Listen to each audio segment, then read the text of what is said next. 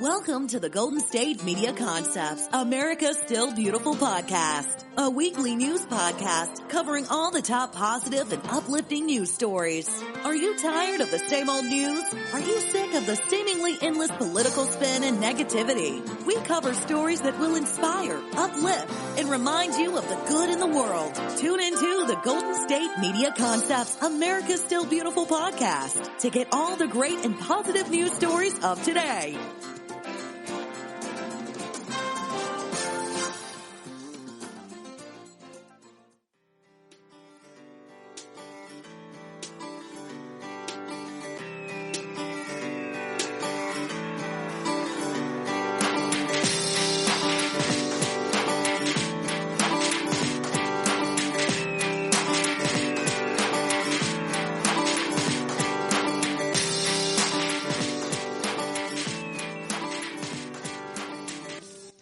Thank you for tuning in to the GSMC America Still Beautiful podcast, brought to you by the GSMC Podcast Network. I'm your host, Emily Ferrier, here to bring you some uplifting stories in these trying times. For our first story, Bill Gates has just announced that he and his foundation are accelerating the COVID-19 response effort by building factories for all 7 of the most promising vaccines currently in development, even though 1 or 2 of them will likely be produced. Gates discussed the initiative during his at-home interview with The Daily Show's Trevor Noah this past week. Because our foundation has such deep expertise in infectious diseases, we've thought about the epidemic. We did fund some things to be more prepared, like a vaccine effort, Gates said. Our early money can accelerate things.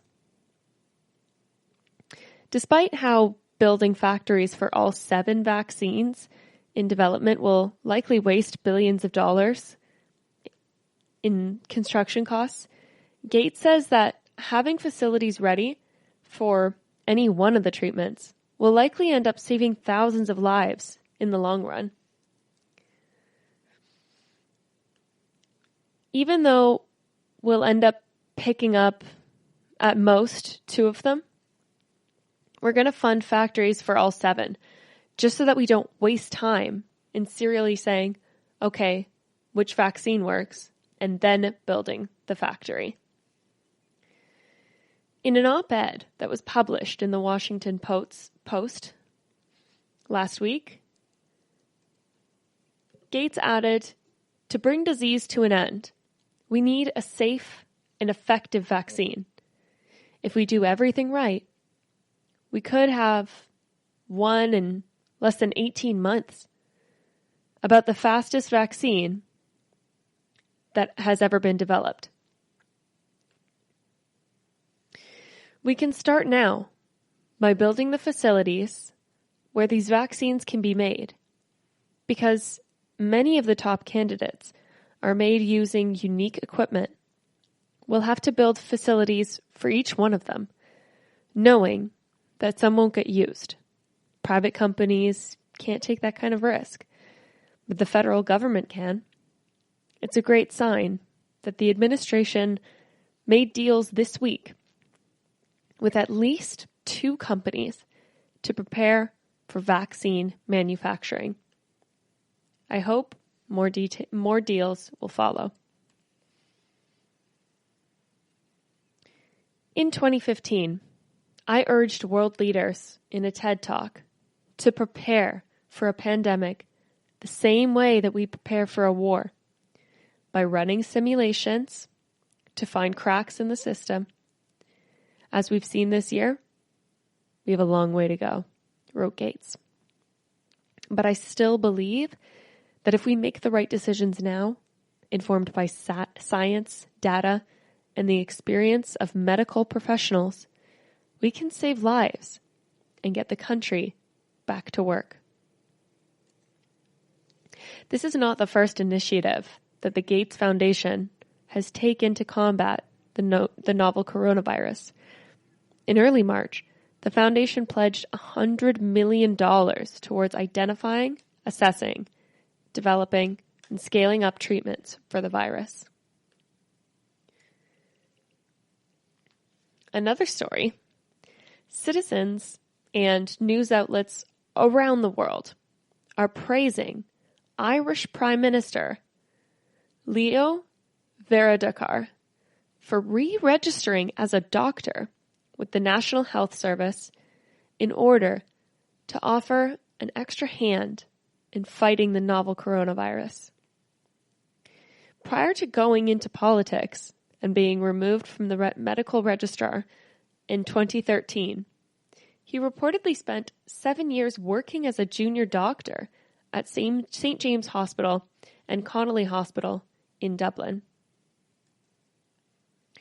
Trained as a general practitioner, he rejoined the medical register in March so that he could offer up his services to the country's health service executive once a week. According to Irish broadcast, RTE, part of the Prime Minister's work will involve conducting phone assessments in order to free up the workload of the hospital frontline workers.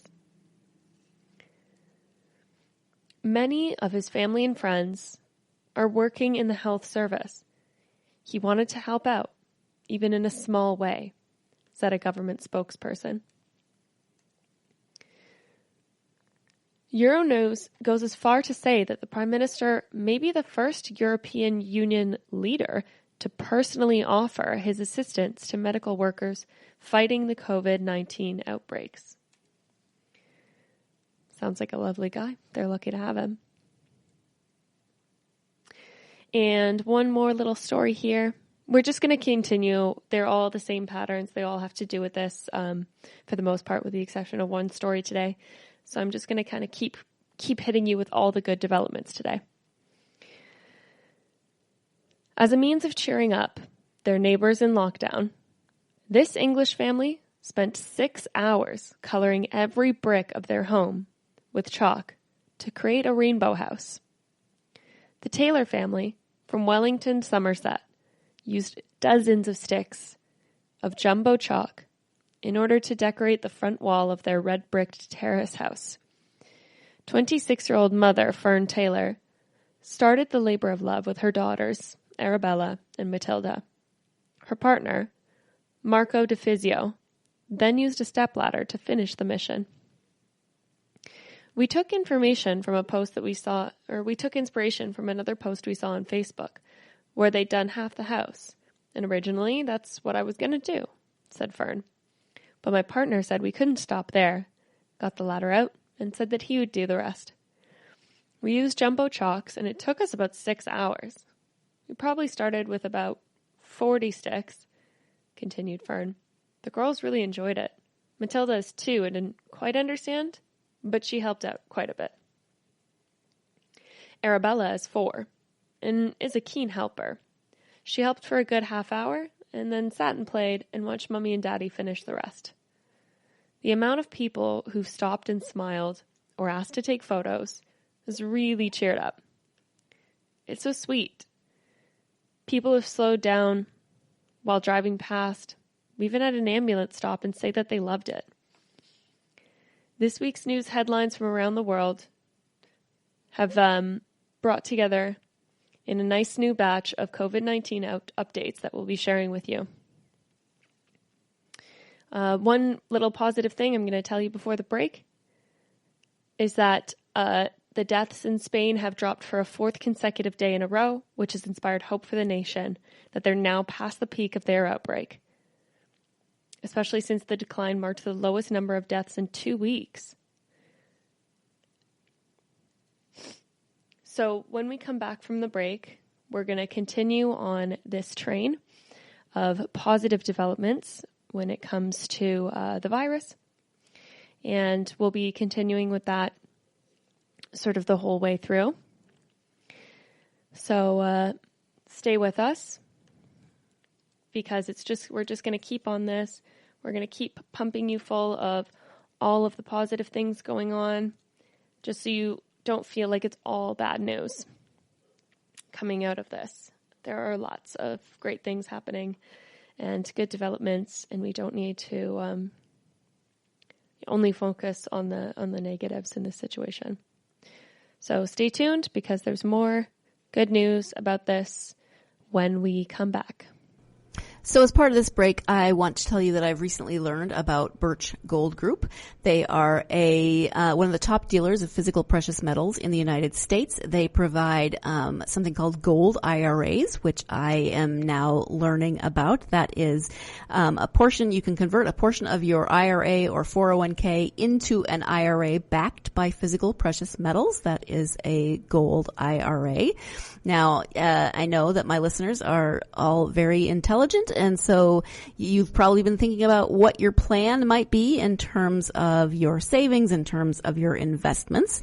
The question is, can you afford another hit to your retirement like the last downturn when the S&P dropped 50%? Not many of us probably can. You might want to know that gold is a safe haven against uncertainty, that it can be a good way to diversify your plan, your savings plan. And Birch Gold Group is a trusted place to make precious metal purchases. Right now, thanks to the little-known IRS tax law, you can even move your IRA or eligible 401k into an IRA backed by physical gold and silver.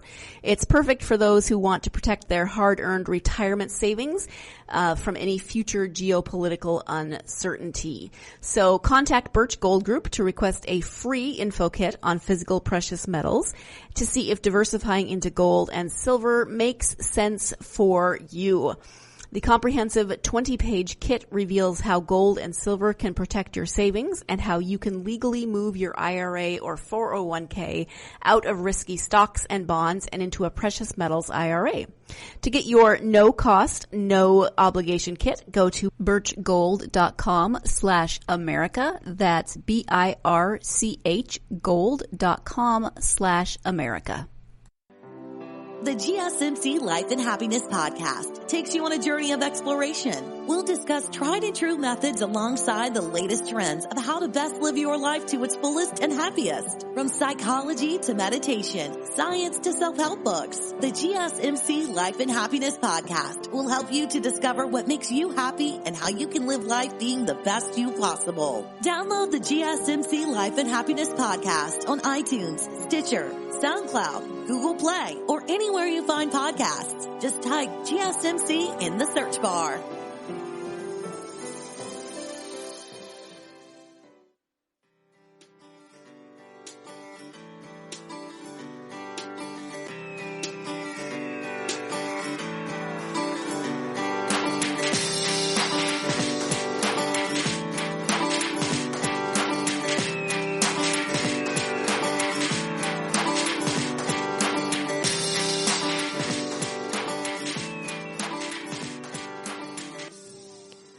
Welcome back. So before the break, we were doing a quick little roundup of positivity, of things happening kind of around the world that people are doing just to cheer people up. And now, in France, the number of COVID-19 fatalities and the new daily cases fell by more than 50% over the weekend. And Italy, which has been one of the most hard-hit countries in Europe, has now recorded 3 straight days of decline in new cases,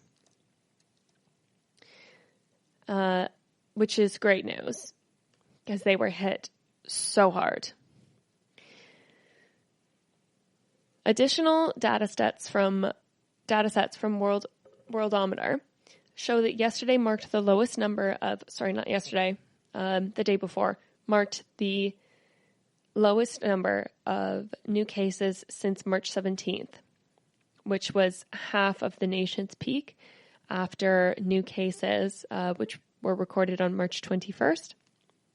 After several consecutive days of decline, April 5th marked the lowest number of Italian deaths since March 19th. Meanwhile, less than 2 weeks after New Zealand enacted strict nationwide lockdowns, the nation reports that they have not only flattened their curve of cases, they've squashed it. On the new U.S. front, New York Governor Andrew Cuomo says that the number of deaths statewide fell for the first time and remained flat for a few days, raising hopes for a flattened curve. New hospital admissions also fell across the state from 1,427 to 358 on April 5th. Furthermore, Cuomo added that 75% of hospitalized patients in the state have been discharged. Worldometer goes on to confirm that the number of collective new cases and deaths in the U.S. have actually fallen since April 3rd, which affirms evidence that social restrictions have been effective in curbing COVID-19. Although national responders are still anxiously anticipating new problems posed by the pandemic during the coming weeks, the nation's most influential statistical model has predicted that there might be fewer shortages of medical equipment and fewer deaths than we may have previously thought. While authorities remain vigilant in the face of the cautious optimism, weather reports are showing positive environmental progress as well. Following similar reports in China and the U.S., air pollution is continuing to plummet in countries with social restrictions, such as the UK and India. In New Delhi alone, which has some of the worst air pollution in the world, airborne particles plunged by 71% in just 1 week.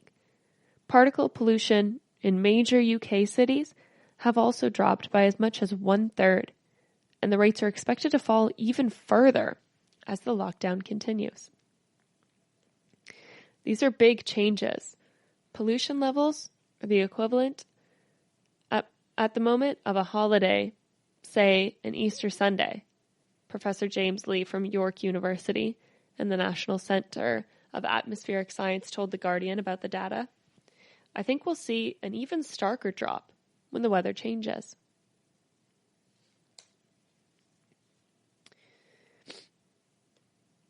And more reports are coming out to prove that there are good things on the rise.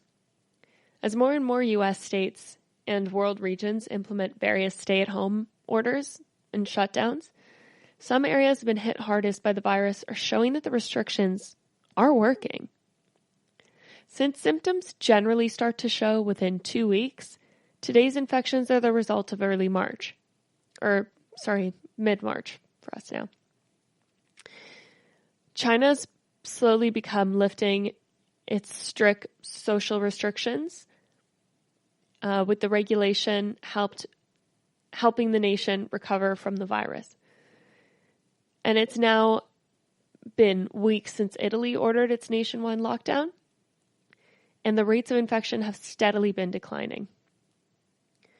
The slowdown in the growth rate is extremely positive, World Health Organization Deputy Director reports. I think the measures taken by Italy are absolutely correct, perhaps with a certain delay at the start, but that's understandable. Similarly, in the U.S., based on the regulations that the World Health Organization advised, for the governors that acted immediately, such as the stay-at-home orders like Gavin Newsom, things have becoming much easier. Although many Californian hospitals have been struggling to address ventilator and bed shortages, some researchers report that the virus has been spreading slower than they initially thought because of these lockdowns.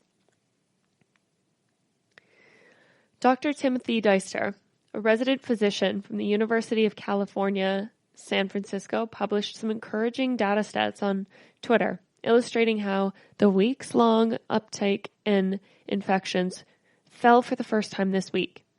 It may indicate a continuing decline on infection rates. These data should be regarded as a cheer from the sidelines. In this marathon, we're in this together. It's been hard work and sacrifice, and will continue to be. But there might be some early evidence that those efforts are paying off. So stay home and keep washing your hands. While the surge is still coming, we have time. Each day we're more prepared. By delaying the surge, hospitals have time to get ventilators, open respiratory isolation wards, stockpile PPE, and integrate telemedicine, expand testing, train workforce, and learn from their colleagues in the hotspots. Officials in Seattle told the New York Times this week that their lockdowns are also reflecting the decline in new cases, as the rate of individual person-to-person infections has reportedly fallen from 2.7 people to 1.4. While 29 American states are now maintaining stay-at-home orders, Kinsa Health, a company that's been producing and distributing internet-connected thermometers, launched an online map of the country which depicted rates of fevers, colds, and flus. Within days of creating the map, the researchers noted significant decline in commonly transmitted sicknesses. Although the map does not offer evidence that social restrictions are curbing the cases, the Times does report that the new datasets from New York and Washington have confirmed the trends illustrated by the map. So, like I was saying, there are lots of good things happening. And it seems like quite a positive, as long as, they're following by the World Health Organization guidelines, that they are going well. So this is really good news. Stay tuned for more good news when we come back. This is your ultimate stop for everything sports. The Golden State Media Concepts Sports Podcast. Should I say more? From the NFL, MLB, the NBA to MMA, it's all in here. The Golden State Media Concepts Sports Podcast. Listen now.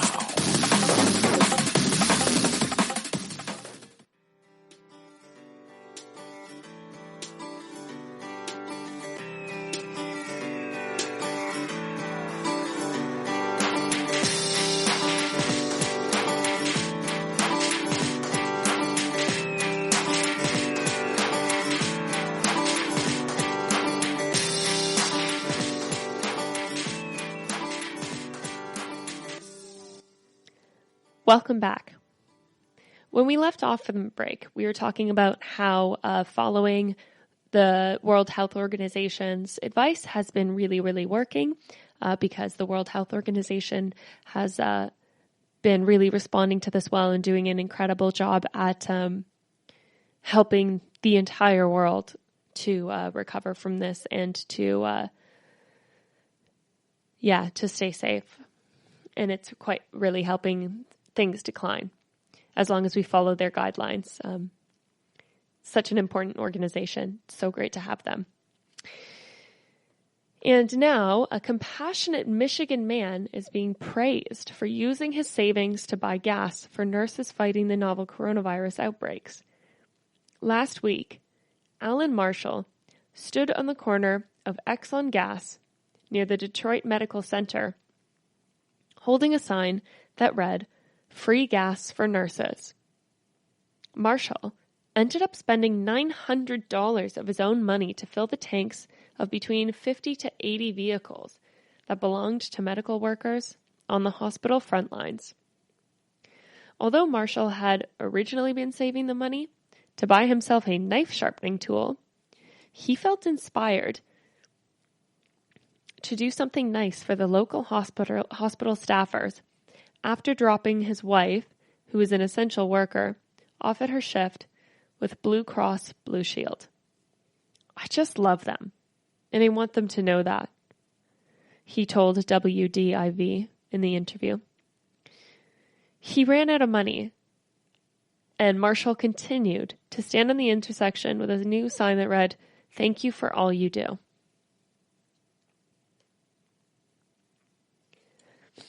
However, the story of Marshall's good deed doesn't end there.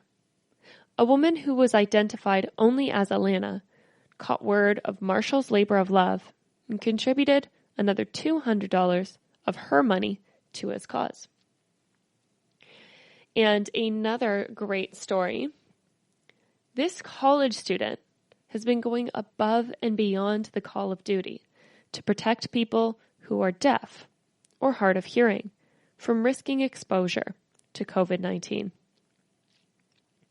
Since the world has been struggling to cope with N95 mask shortages, 21-year-old Ashley Lawrence has been troubled by how the face masks might prevent people with hearing disabilities from communicating. Because American Sign Language speakers rely heavily on lip reading for grammar, face masks could obscure up to half the person's message. Lawrence, who studies education for the deaf and hard of hearing at Eastern Kentucky University, has been conducting her schooling at home due to the novel coronavirus outbreaks. So she resolved to use her free time in quarantine to make face masks for sign language speakers. With the help of her mother, Lawrence has begun sewing face masks with a plastic window over the wearer's mouth so that ASL speakers could use lip reading for communication. Over the course of the last few weeks, Lawrence has been shipping the masks to dozens of hospitals and deaf individuals for free. She launched a GoFundMe campaign to raise funds for shipping, handling, and materials. But she deactivated the crowdfunding page after she reached her goal of $3,300 in just 2 days. Although Lawrence had originally recruited a team of volunteers to make the masks for deaf people in her home community of Woodford County, Kentucky, the determined college student is now working to launch an official Facebook page and website for the newly dubbed DHH Mask Project as a means of meeting demand for the masks. Furthermore, Lawrence plans on posting a YouTube DIY instructional video for making the masks by the end of this week. And until then, people can request a set of free masks from Lawrence by emailing her at dhhmaskproject@gmail.com. And just a tiny little fun one to end off this segment on. While Andrew Cuomo marshals New York's defense against the coronavirus, Massachusetts Governor Charlie Baker has been working to equip metropolitan areas like Boston with supplies needed for an effective COVID-19 response. Baker asked the NFL New England Patriots team owner Robert Kraft to use the Super Bowl's team Boeing 757 to fetch more than 1 million N95 masks from China. And the second shipment of 500,000 more will be arriving next week. Perhaps more inspirational than that, in addition to Massachusetts benefiting, 300,000 masks were also picked up for delivery to New York.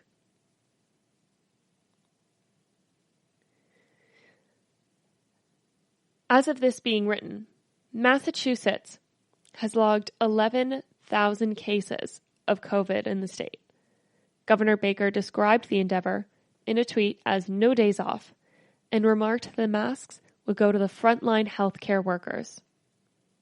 For his part, Kraft said that getting the supplies on the plane and back to the States was probably the most challenging operation to our organization the team has ever had to do, according to CNN on Thursday night.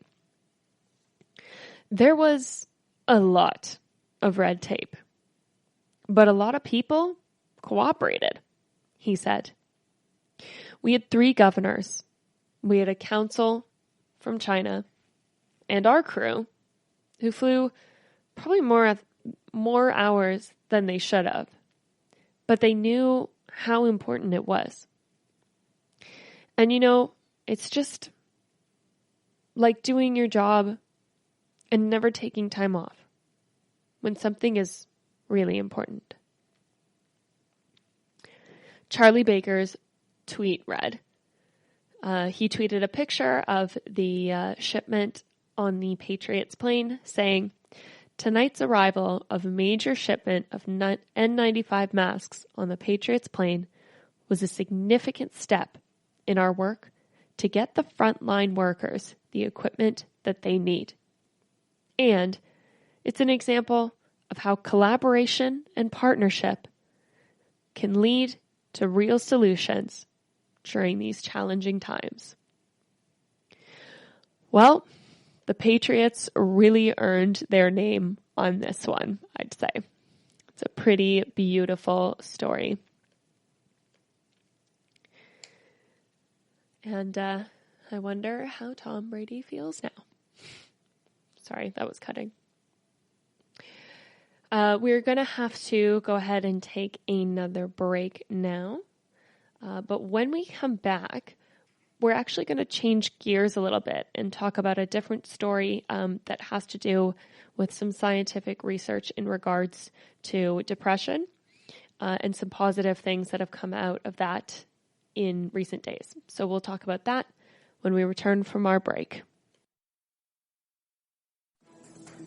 Want to find out what movies to go see? Then check out the GSMC Movie Podcast. It's your ticket to the latest movies, whether it's a new blockbuster event, romantic, comedy, or action flick. This show has got it all covered. They talk some what to go see now. Don't bother. What's hot on Netflix and everything in between. That's GSMCpodcast.com/movie-podcast. When it's all about the movies, it has to be this new show. Don't forget to like them on Facebook and follow them on Twitter. Visit GSMCpodcast.com for more info.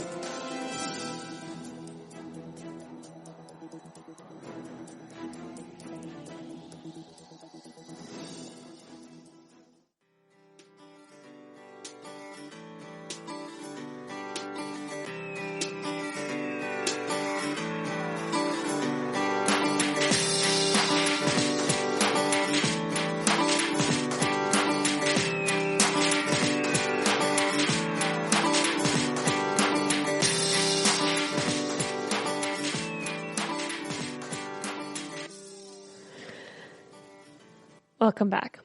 When we left off, we were talking about how the New England Patriots really earned their stars and stripes, as it were.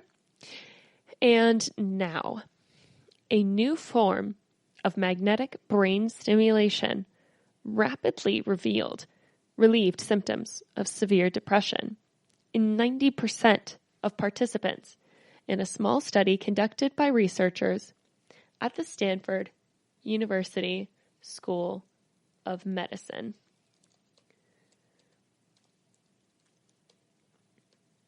The researchers are conducting a larger double-blinded trial in which half of the participants are receiving a fake treatment.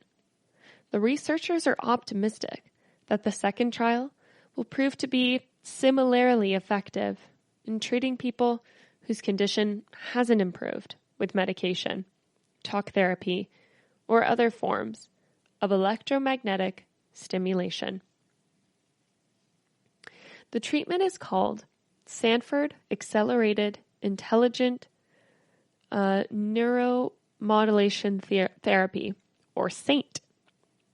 It's a form of transcranial magnetic stimulation, which is improved by the Food and Drug Administration for treatment of depression.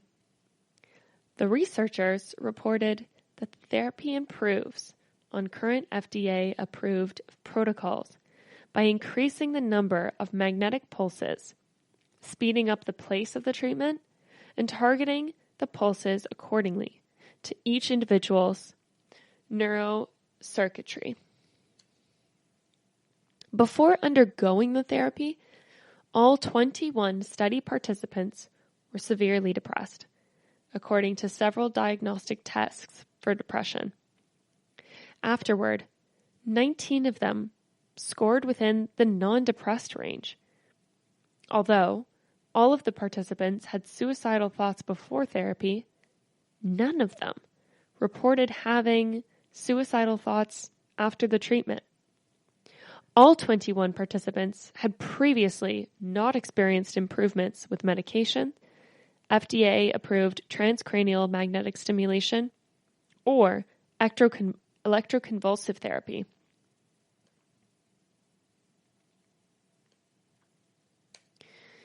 The only side effects of this new therapy were fatigue and some discomfort during the treatment, the study reported. The results were published yesterday, according to the American Journal of Psychiatry. There's never been a therapy for treatment-resistant depression that's broken 55% remission rates in open-label testing, said Nolan Williams, assistant professor of psychiatry and behavioral sciences, and a senior authority of the study. Electroconvulsive therapy is thought to be the gold standard, but it only has an average of 48% remission rates in treatment-resistant depression. No one expected these kinds of results. When 60-year-old Deidre Lehman woke up the morning of June 30th, 2018, she said she was hit by a tsunami of darkness. Lehman had struggled with bipolar disorder all her adult life, but the medications and psychotherapy, her mood has been stable for 15 years. There was a constant chattering in my brain. It's my own voice talking about depression, agony, hopelessness. I told my husband, I'm going down, and I'm heading towards suicide. There seemed to be no other option. Lehman's psychiatrist had heard of the SAINT study and referred her to Stanford. After researchers pinpointed the spot on her brain that would benefit from the stimulation, Lehman underwent the therapy. By the third round, the chatter seemed to ease. By lunch, I could look my husband in the eye. With each session, the chatter got less and less until it was completely quiet. That was the most peace there's been in my brain since I was 16 and started down the path to bipolar disorder.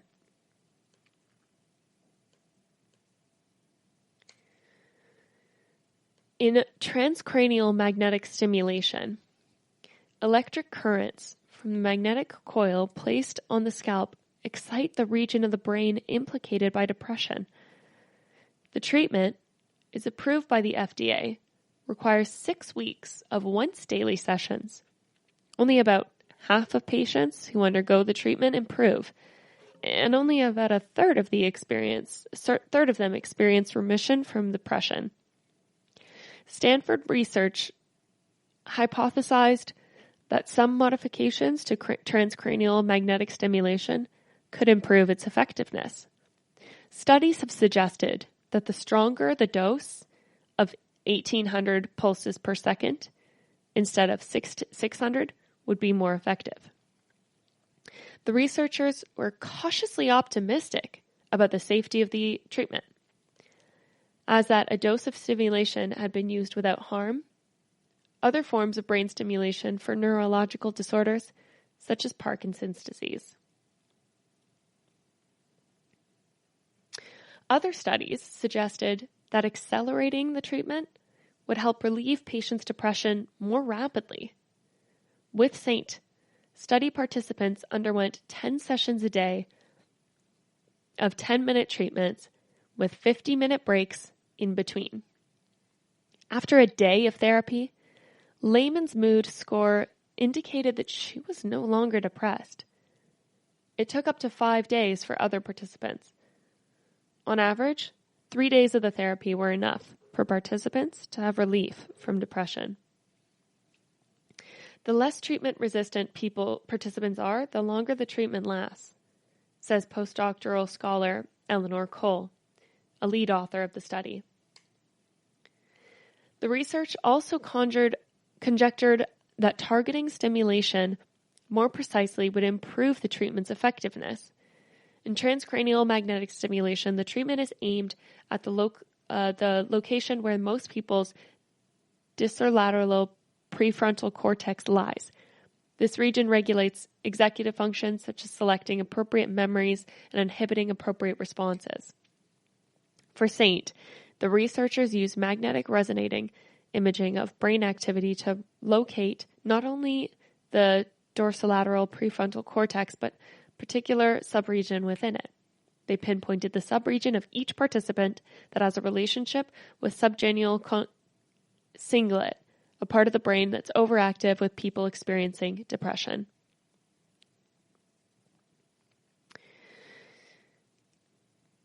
So this is what Lehman said about the treatment. I used to cry over the slightest thing, but when bad things happen now, I'm just resilient and stable. I'm a much more peaceful state of mind. I'm able to enjoy the positive things in life with energy to get things done. Personally, I haven't heard anything that positive about research for those with depression in a very long time. So that is a beautiful piece of news. And when we come back, we're going to have some fun things you can do in quarantine when we return from the break. Pets bring such joy to our lives, and the GSMC Pets podcast is here to share in that joy. We'll tell stories of pets finding their forever homes, acting in unexpected ways, being helpful, or just being silly. Whether you love dogs, cats, llamas, reptiles, fish, or you've never met an animal you didn't like, the GSMC Pets podcast is for you.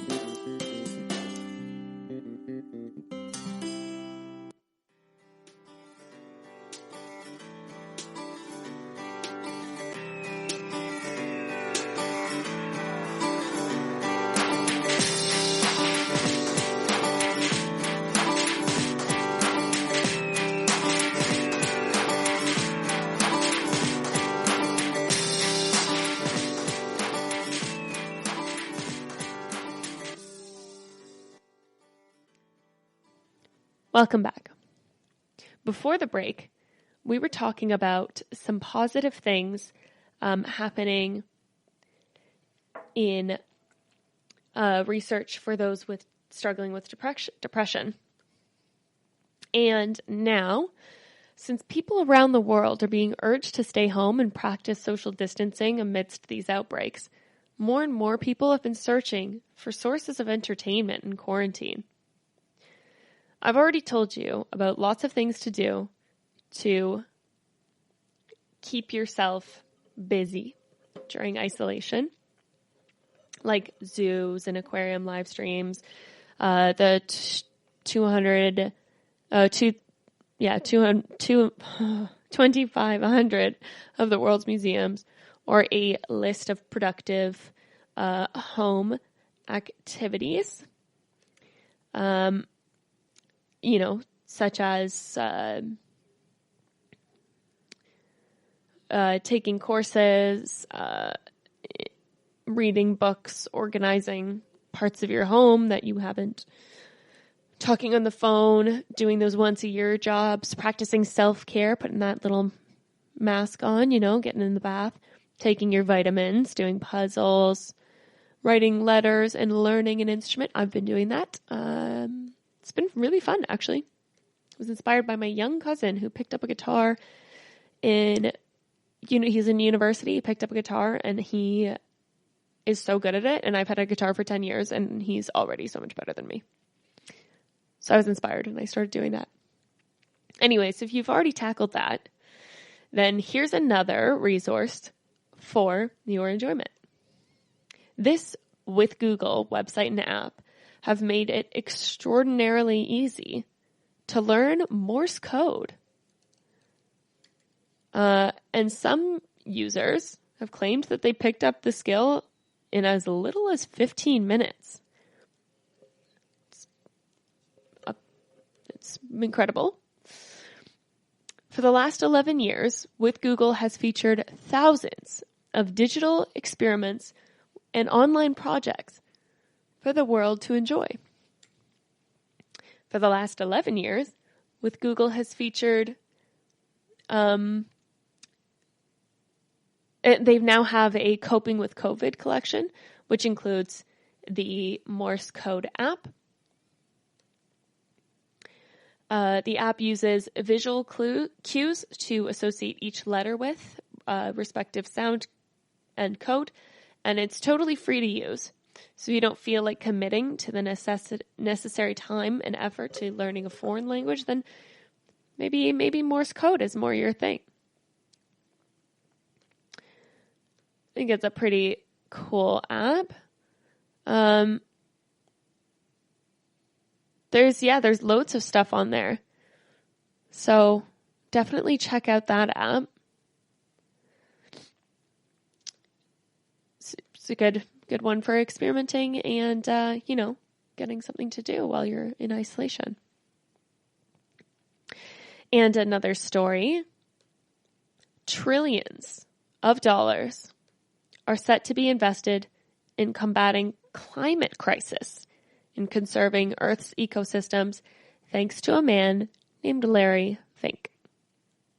Fink is the chairman and CEO of BlackRock, the world's largest asset management company responsible for the fate of trillions of dollars of other people's capital. It's perhaps unsurprising that as climate change is making many of the world's markets even more uncertain than usual, Fink has written letters to all the CEOs of companies he invests in, informing them that climate change will now be a central tenet of his investment strategy. Climate change has been a defining factor in companies' long-term prospects, Fink wrote in his letter. Last September, when millions of people took to the streets and demand action on climate change, many of them emphasized the significant and lasting impact it will have on economic growth and prosperity, a risk that markets to date have been slower to reflect. This warning, but awareness is rapidly changing, and I believe we are at the edge of fundamental reshaping of finance, was reported by NPR BlackRock, not only adjusting to their management strategies, but also the relationship with companies they invest in. This means that before making investment decisions, BlackRock will require companies to disclose any climate-related risks for their future, as well as plans for how they would operate under limits or constraints that could arise from Paris Agreement targets to keep warming under 2 degrees.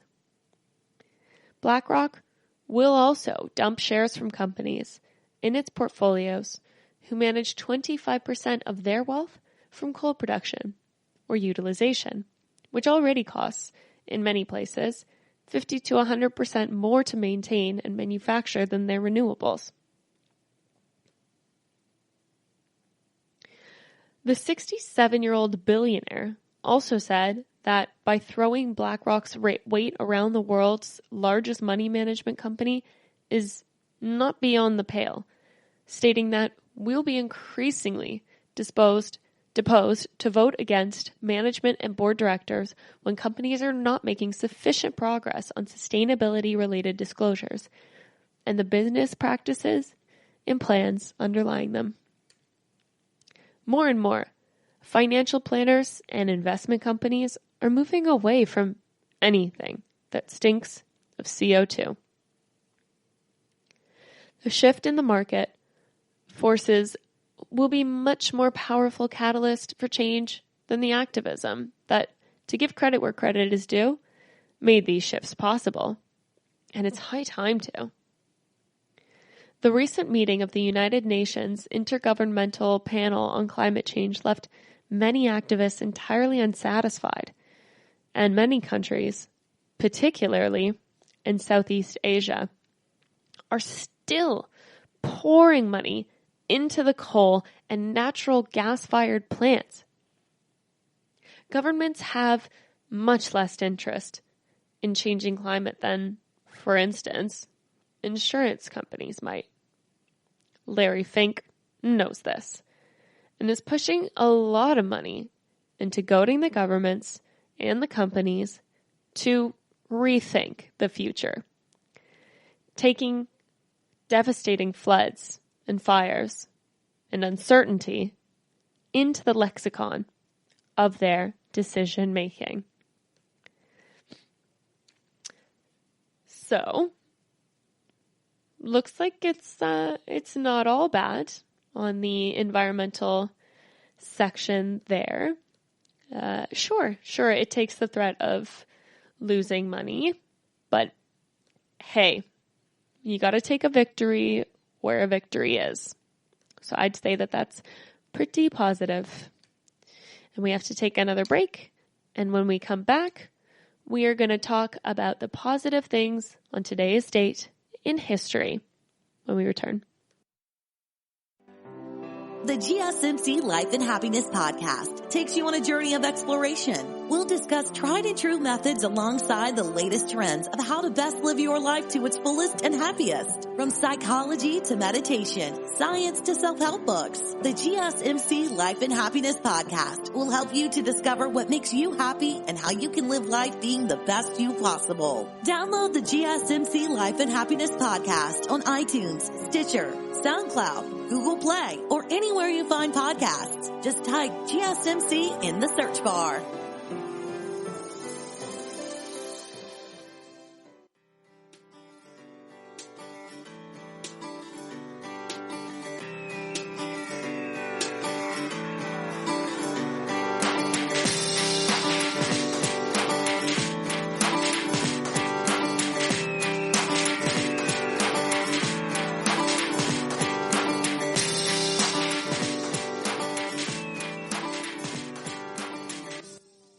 Welcome back. Before the break, we were talking about positive things happening in the environment. And now that we are back, we're going to talk about the good things on today's date in history, today's date being April 8th. 30 years ago today, Twin Peaks, the surreal horror drama series created by David Lynch, premiered on ABC TV. Featuring Kyle MacLachlan as FBI Special Agent Dale Cooper, the murder mystery earned 14 Emmy nominations and a devoted cult following. It only lasted 2 seasons, but Twin Peaks is thought to be amongst the greatest series of all time. Its landmark turning point in television drama.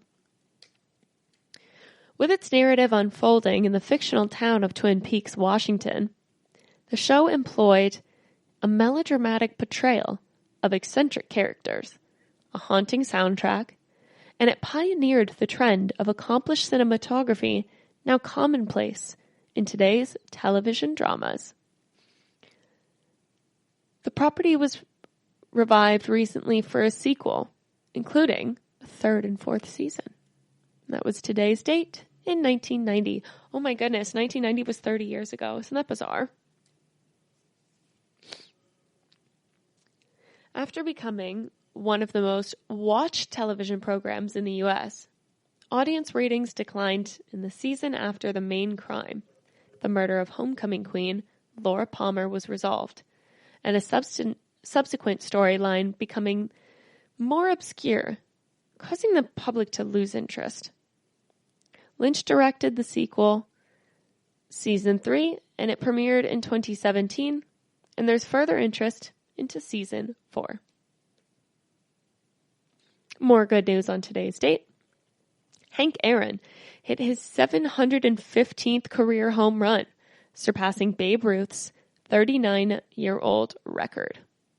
1974.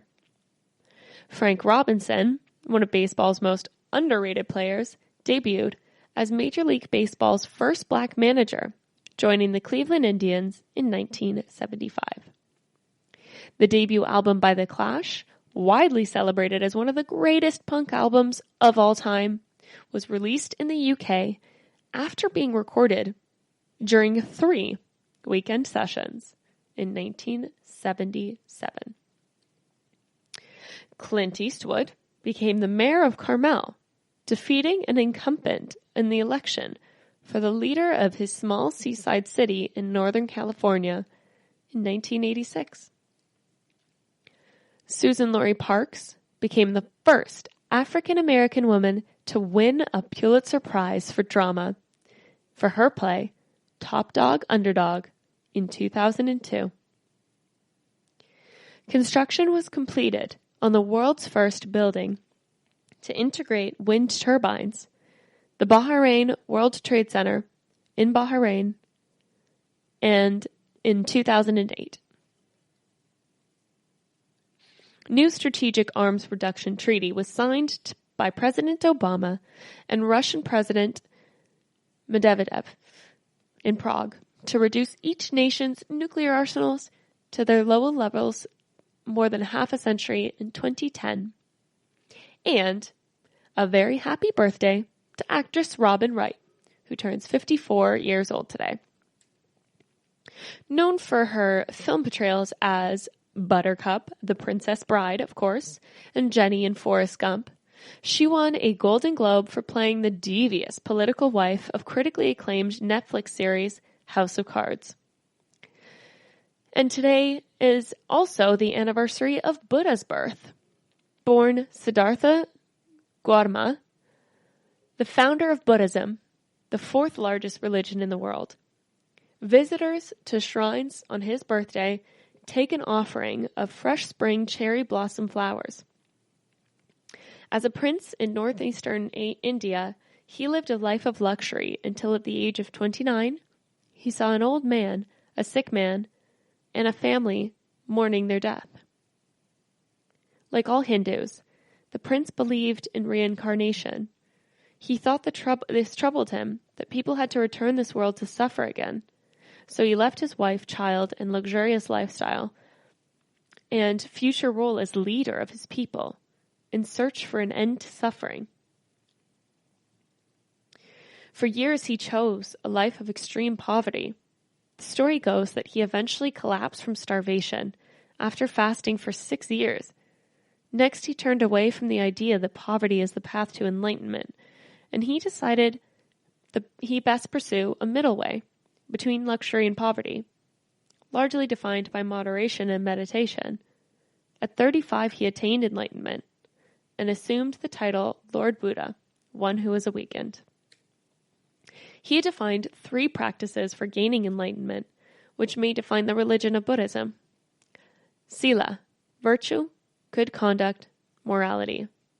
This is based on 2 fundamental principles: the principle of equality, that all living entities are equal, and the principle of reciprocity. This is the golden rule. In Christianity, do unto others, in which you would like done unto you. Samadhi, concentration, meditation, mental development, which leads to personal freedom and helps us maintain good conduct. And prana, discernment, incitement, wisdom, enlightenment. This is the real heart of Buddha's wisdom and will emerge if your mind is pure and clean. Albert Einstein said, Buddhism has the characteristics of what would be expected in a cosmic religion for the future.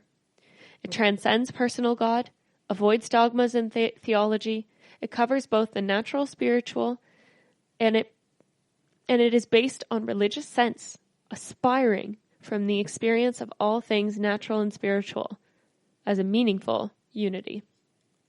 Celebrations in Japan, Taiwan, and Korea include children pouring sweet tea, hydrangea leaf amacha, over the head of the statue of an infant Buddha, because some believed it rained tea on the day he was born. And with that, we are coming to the end of today's segment. So in honor of Buddha, maybe do a little meditation today, or some yoga, or sit under a cherry blossom tree. It's April. Surely those are around you now.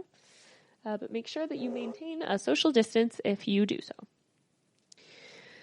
I hope everybody is staying healthy out there and continuously washing their hands and practicing social distancing and wearing your masks if you do have to go outside for groceries or medication or various other things like that. And if you're on the front lines, we applaud you. We respect you. Thank you so much for saving all of us right now. Frontline workers, you're incredible.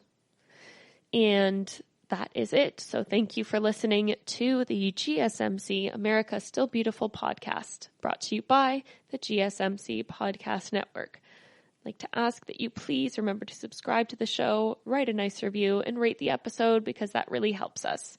Please follow us on Facebook, Twitter, and Instagram. Stay happy, stay healthy, stay safe. Talk to you soon. Good night.